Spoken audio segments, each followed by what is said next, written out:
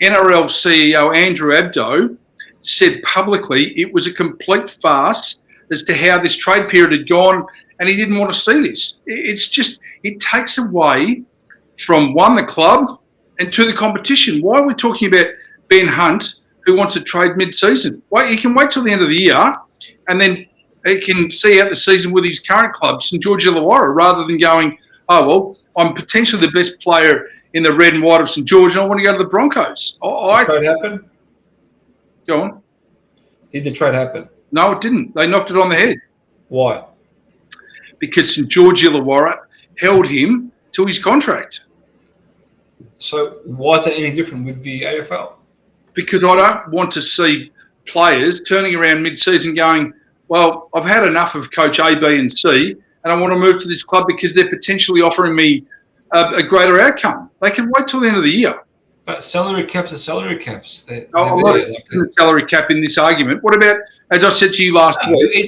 It's a part of the conversation because there's only so much that can be transferred elsewhere. Yeah, but okay, what about in the middle of the year?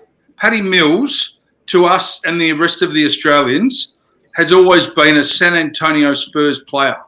Now, in the past 4 weeks, he's had 3 different clubs and he's in danger of losing an NBA contract. Different scenario altogether. Well, but it's not, because he's changed. So people then turn around and go, it affects merchandise, and they recognise a player in those colours. At the end of the day, the AFL exists, the teams exist to win premierships and flags. They exist to put the best possible 22 that they can have out there. So their fans enjoy watching the game, so on and so on. Is it better I have the ability to bolster my squad, or is it better I stay in the bottom 8 for bloody 5, 6, 7 years? Where, you know, sometimes the difference is the Bulldogs finished 8th in 2016, won the flag. Yeah. Okay, I'll give you an example. What if Jack Silvani says, oh, look, you know what, I'm not really liking Michael Voss at the moment. I'm not playing the position I want to play. Comes to round 11 and says, I want to go to the Brisbane Lions. And then they win a premiership. But the Lions won't accept him based off that argument because he's going to bring that culture there anyway. So he's going to bring the poisonous culture across. You're missing my point. I mean, he could go to Port Adelaide. He could go anywhere. I'm just saying, I'm using Jack Silvani as a hypothetical. What I'm trying to say to you is this. Clubs are not stupid, right?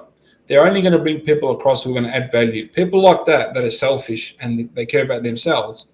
They're not going to go elsewhere and do anything different. Because to be different and make a difference, you got to identify the problem, and the problem starts with you, not with the people around you, right? That's what I'm trying to say. All it does is it gives somebody else an opportunity, especially from the second tier leagues, the VFL, the WAFL, the SANFL, these sorts of organisations that don't really have these players that perform really well, don't really have an avenue in because first of all they're too old. And they're overlooked because there's so many players that come through the traditional draft. And the rookie draft has become a draft where players go from other clubs to other clubs, the ones that are delisted, they keep them in the system, so on, so on, so on. So that's all I'm saying. It's a bolster up for clubs that have a lot of injuries, clubs that think that they can bring in different players that can bolster their squads and make a run for the flag. Okay, well, that being said, and you brought up the other day about James Podsiadly, who was brought in as a mature age recruit. Now, I'm happy with that. I think he was recruited from Werribee in the VFL. Correct me if I'm wrong.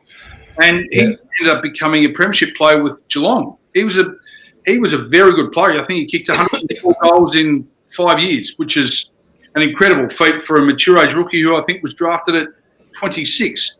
Exactly. That I'm okay with. But I don't want to see a mid-season trade or draft period for current listed AFL players. If you want to bring somebody in from, the second tier leagues or the third tier leagues, by all means. Thank you, Tony. Take care, everyone. We'll catch you all on the next episode of Raw Sports.